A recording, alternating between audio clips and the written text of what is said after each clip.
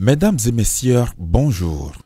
Fin du dialogue mondial des jeunes au Bénin et le matin informe que le Bénin s'engage aux côtés du Fonds des Nations Unies pour la population FNUAP pour le respect des promesses du Caire 1994.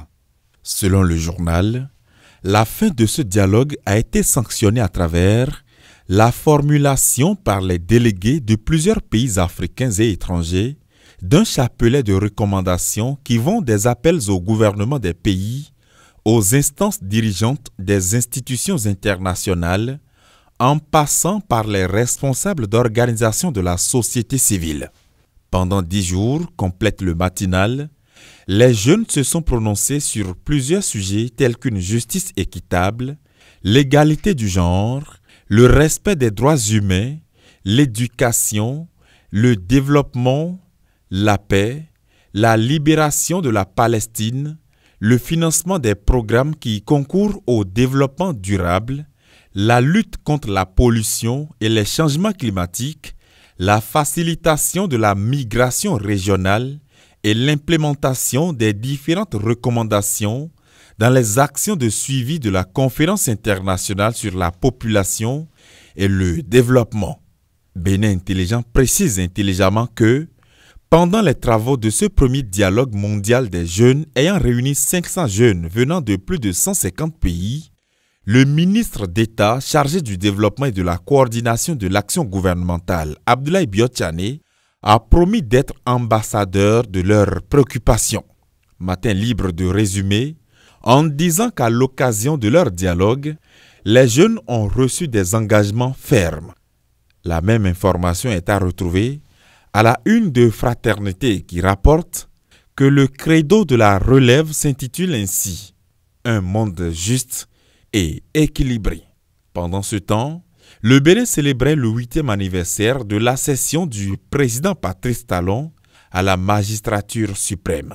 L'événement précis marque un arrêt sur cet événement et donne la parole à deux différents citoyens, à savoir, premièrement, Imelda Bada, qui estime que le président Patrice Talon a insufflé un vent nouveau au Bénin.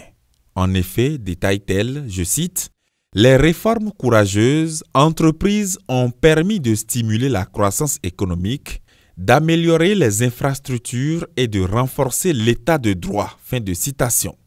Ensuite, sur le même sujet, Guy Mitokpe dans les colonnes du journal déclare, je cite, « On ne pensait pas qu'après 1990, on pouvait descendre aussi bas. » Fin de citation. Pour lui, rapporté par le journal, le Bénin se porte plutôt mal au plan de la démocratie et du respect des droits de l'homme. Le Grand Matin, se penchant sur les prestations de serment de chef d'État, estime que la date du 4 avril est complètement rangée aux oubliettes. En effet, c'est cette date qui avait été retenue en 1996 pour les prestations de serment. Mais en cette année-là, informe le journal, incident protocolaire ou boutade, le sermon lu par le nouvel élu a été déclaré non conforme à la Constitution du 11 décembre 1990. Une situation qui a contraint la Cour constitutionnelle à faire reprendre la cérémonie après 72 heures, conclut le journal. Sur un autre plan, Nord-Sud Quotidien s'intéresse à l'agriculture avec la campagne cotonnière 2023-2024 qui s'annonce radieuse selon le journal. En effet, justifie-t-il, le secrétaire général adjoint porte-parole du gouvernement a annoncé ce vendredi que plusieurs mesures ont été prises par l'exécutif malgré les défis mondiaux.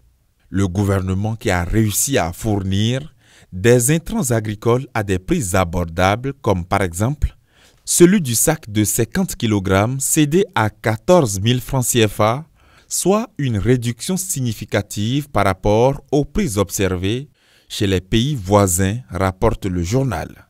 Finissons avec le Grand Matin qui relaie dans ses colonnes ce témoignage glaçant d'une jeune femme. Je cite, « Chaque mois, mon sugar daddy me demande mes serviettes hygiéniques. » Fin de citation, confesse-t-elle. C'est dans un message publié sur la toile, informe aux confrères, que cette jeune demoiselle, âgée de 28 ans, a partagé avec les internautes son témoignage. Je cite, « Mon sugar daddy est un homme d'affaires riche, écrit-elle. Je suis comblé avec lui, mais il y a quelque chose qui me laisse perplexe vis-à-vis de lui. En effet, il me demande chaque mois mes serviettes que j'utilise pour mes règles et en retour, me donne 1 million pour me remercier et me couvre de cadeaux. Bizarrement, je n'arrive pas à investir avec l'argent qu'il me donne, a-t-elle mentionné dans son écrit dans lequel elle renchérit, je cite, « Je l'ai appelé pour lui dire que j'aimerais qu'on arrête la relation et sa réponse m'a glacé. Je cite, « Ok, tu peux partir. De toute façon, tu es comme une boîte vide parce que tu n'as plus d'énergie. » Fin de citation, a-t-il répondu. En attendant que cette jeune femme trouve le bout du tunnel, c'est la fin de cette revue de presse. À demain.